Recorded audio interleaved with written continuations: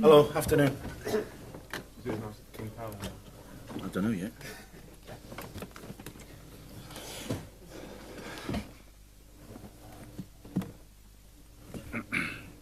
We will do Mondays, folks, if anybody's interested for it. Please. Hello, Craig. Hello. Could I ask you about the penalty first of all? I mean, technically, the referee was probably right, but have you ever seen Johan Benalawan on Silva, or which one? the Mahrez penalty? Right, okay. No, it's a freak penalty. It's a double touch. Clearly, the letter of the law states it doesn't stand.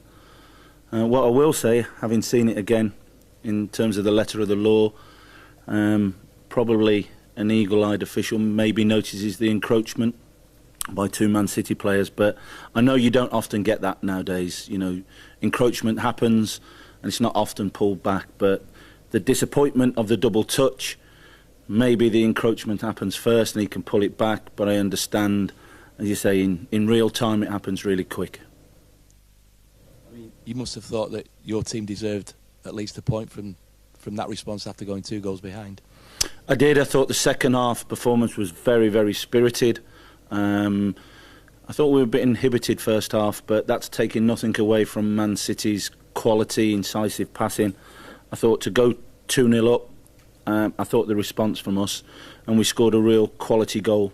I thought that will probably get lost in all the events that happened during the game, but I thought our goal was one of real quality. It was important that we got that goal just before half-time, because I think it raised spirits a bit, especially at half-time when I was talking to the players.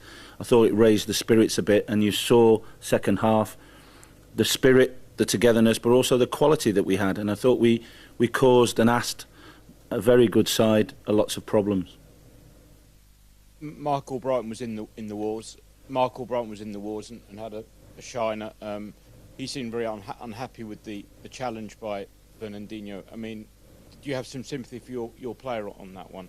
I have sympathy because he's in there with a real black eye and a bruised eye.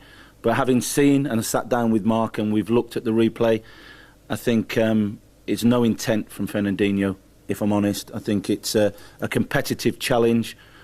His arms raised, but there's no intent there to do Mark any damage. And I think Mark understands that as well. So I think it's one there that, there was no intent.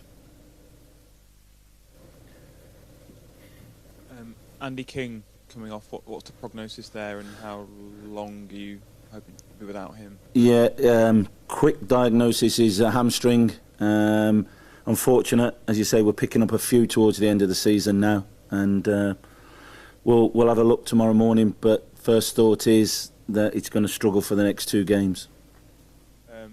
How disappointing is that, and also what's the update on Wes and Robert? Yeah, very disappointed because we're running out of players, and Andy coming in, very experienced, shorts us up there for Danny Drinkwater's loss. We're going to have to assess everyone now in the next couple of days. Robert Huth, Wes Morgan, Danny Drinkwater. Looks, if we can get one of them back, it will help, but I'm not quite sure who's in the lead in the race of fitness of getting fit for the last 2 games. How do you think Fuchs and Chilwell did in an unusual partnership for them? Yeah, unusual partnership, but I think Christian's very experienced, played centre-half for Austria before. I think he's got something like 70-plus caps for Austria, has played there. I thought he showed his experience. I thought Chile actually grew into the game, and you saw with his marauding runs, he's going to be a good player, Ben Chilwell, and it was good for him to get that exposure today, and he played because he's good enough. Sorry, Craig, you mentioned letter of the law earlier. Going by the letter of the law, should their first goal have stood, do you think? Have you seen that again, the offside shout? I have, and when I was in the technical area during the game, I felt that Sterling made an effort for the ball, but I wasn't quite sure whether he was in an offside position. I think having seen the replay, it's clear to see he's in an offside position. So again, to the letter of the law, that for me, as soon as he makes an attempt to the ball, which you can clearly see he does, You know, it's not as if his foot's raised an inch. It's a good couple of foot, and then it's a clear offside decision. What I will say is I think a lot of more experienced managers than me have said about trying to get some support for the referees in terms of video.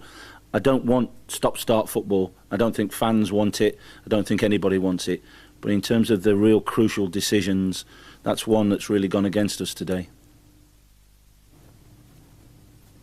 Okay, yeah, Coke at the back, please. Thank you.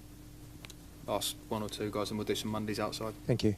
Shinji scored at the first time for the 24 games. Then this is the 6 goals of the season. Do you think is still not enough? I'd rather talk about the quality of his goal today, really. You know, I think the quality of Shinji's goal, but his overall performance, his energy levels I've spoke about before. You know, I know the quality that he has. We've spoke about adding goals to it, but I think nothing should take away the quality that he's got today in the goal that he did score. Okay, thanks. Okay. We'll do Mondays outside. Thank you.